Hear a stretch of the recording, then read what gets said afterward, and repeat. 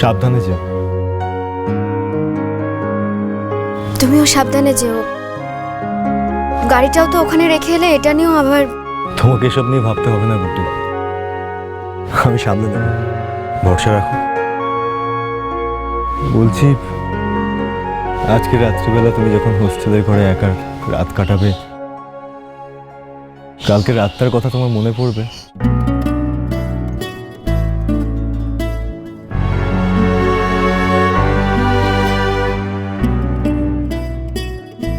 আমার চোখ থেকে এখনো কালকে রাতটার ঘোর কাটেনি গুড্ডি, কিছুতে কাটছে না।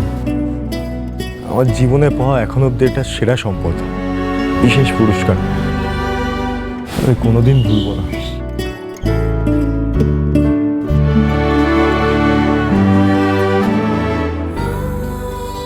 আসি তাহলে।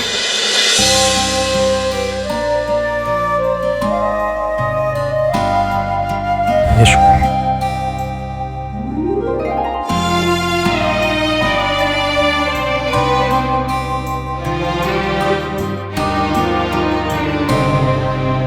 সেদিন দুজনে দুলেছি বনে, ফুল ডোরে বাঁধা ঝুলনা। সেদিন দুজনে দুলেছি বনে, ফুল ডোরে বাঁধা ঝুলনা। সেই স্মৃতিটুকু কভু ক্ষণে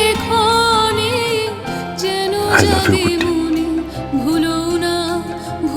I love you so much. I'm in love with you deeply, madly. আমি জানি না আমি আমার এই অনুভূতিতে কি করে সরব, সরা সম্ভব কিনা। সেদিন দুজনে দুলেছি বনে, ফুল ডোরে বাঁধা ঝুলনা। দাঁড়াও, কোথায় যাচ্ছ? আমি ঘরে যাচ্ছি। এটা তুমি কেন করলে? আমি কোনো অন্যায় করিনি জেঠুমনি। দেখলো, এরপরে তুই বলবি তুই কোনো অন্যায় করিসনি। দেখ, তোর জন্য আমাদের সবাইকে কথা শুনতে হচ্ছে। শিরিন বাড়ি ছেড়ে চলে গেছে। তুমি কি মনে করেছো, হ্যাঁ, যে শিরিনকে তুমি বাড়ি থেকে তাড়িয়ে তুমি এখানে গুড্ডিকে নিয়ে আসবে? শোনো পিকলু, তোমাকে নিয়ে আমাদের যা অহংকার ছিল না, আজ ততটাই লজ্জা। উত্তর দাও, কেন এত ছোট করলে আমাকে? শোনো, কাল গুড্ডিও এখানে থাকবে, তোমরা সামনাসামনি থাকবে। আমি তোমার একার কাছ থেকে কিছু জানতে চাইছি না, আমি গুড্ডির কাছ থেকেও জানতে চাই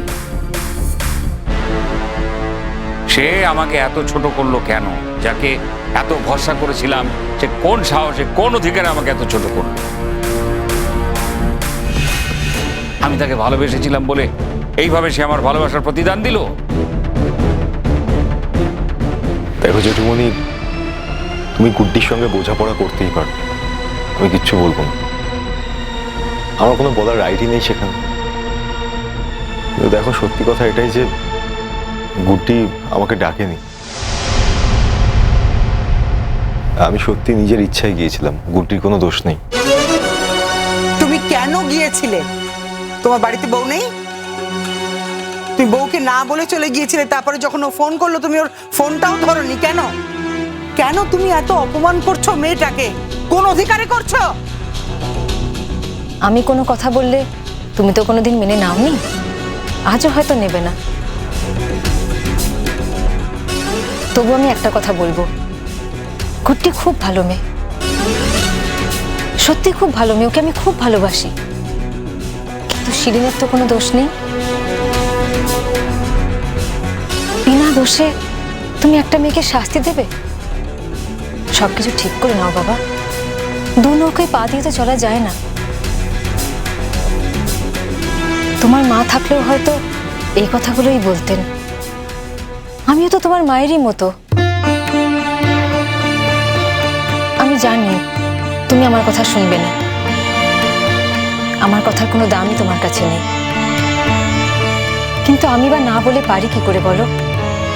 সন্তান ভুল করলে মা কি চুপ করে থাকতে পারে? পিকলু, তুমি কি বুঝতে পারছো যে তুমি ভুল করেছো,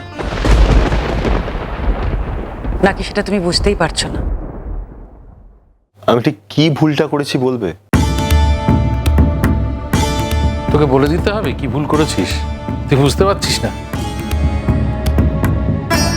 তোমাকে ছেলে বলে পরিচয় দিতে আমার লজ্জা হচ্ছে। দিও না পরিচয়। আমিও চাই না তোমার লজ্জার কারণ আমি হই, এটা তো আমি চাই না। দিও না। বড় বড় কথা বলছো না? একটা বড় চাকরি পেয়ে গেছো বলে কি মনে করছো তুমি যা খুশি তাই করতে পারো? আমি তোমার চাকরির ভরসায় বসে থাকি, তোমার কাছে হাত জোড় করে থাকবো তুমি বড় চাকরি করো বলে?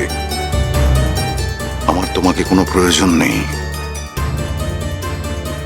বাবা, আমি খুবই টায়ার্ড আজকে। আমি আবারও বলছি যে আমি যা করেছি কিছু ভুল করিনি। হ্যাঁ, শিরিনকে ফোন আমি করতেই পারতাম, কিন্তু অনেস্টলি স্পিকিং আমার ইচ্ছা করেনি। ওকে ফোন করলেও কিছু বুঝতে চাইতো না, একই প্রশ্ন ঘন্টার পর ঘন্টা ধরে বারবার আমাকে একই কথা জিজ্ঞেস করতে থাকতো। আমার ইচ্ছে করেনি, আমার খুবই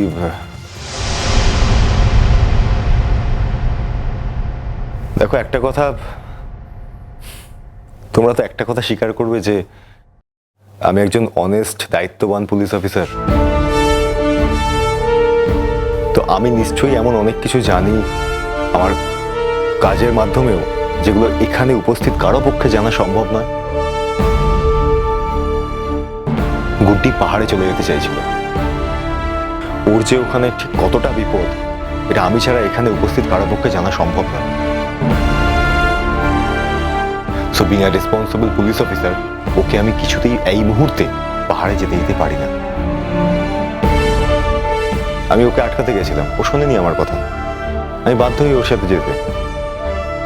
তারপরে যখন বাসে করে যাচ্ছিলাম, বাসটা মাঝ রাস্তায় খারাপ হয়ে পড়ে। সেই জন্য আমাদেরকে ওই জঙ্গলের মধ্যে একজনের বাড়িতে আশ্রয় নিতে হয়। একটা অন্য লোকের বাড়িতে আমার একদমই মনে হয়নি যে এই কথাগুলো নিয়ে আলোচনা হোক, তাই আমি। আর সেখানে কি পরিচয় দিয়েছিলে গুড্ডির? একদিন যে পরিচয়টা ওর সত্যি ছিল সেটাই।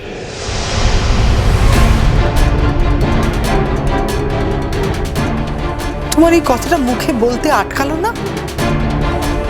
কেন আটকাবে মাম্মাম? যেটা ঠিক আমি তো সেটাই বলেছি। আমি কি জানি না যে একদিন যে পরিচয়টা সত্যি ছিল সেটা আজ আর নেই? কিন্তু আমি সেই পরিচয়টাই দিয়েছি। তো কি বলতাম, আমার ডিভোর্সি স্ত্রীর সঙ্গে আমি যাচ্ছি। বোঝার চেষ্টা করো, ওটা একটা গ্রাম। গ্রামের লোকজনদের কাছে এখন এই বিষয়গুলো অস্বস্তিকর। সে তুমি পরিস্থিতি অনুযায়ী বলেছো পিকলু, ঠিক আছে, কিন্তু তুমি তো সকাল সকাল চলে আসতেই পারতে, এলে না কেন? রাত্রিবেলাটুকুই তো আশ্রয় নিয়েছিলে।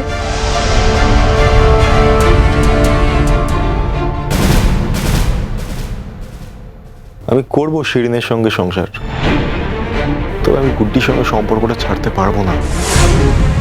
তাহলে তুমি শিরিনকে ছেড়ে দেবে। শিরিনের সঙ্গে সম্পর্ক রাখার কোনো অধিকার তোমার নেই। তাই যা সিদ্ধান্ত নেবার কাল সকালের মধ্যে নেবে। আমি কিন্তু এই ব্যাপার আর তোমাকে স্পেয়ার করবো না।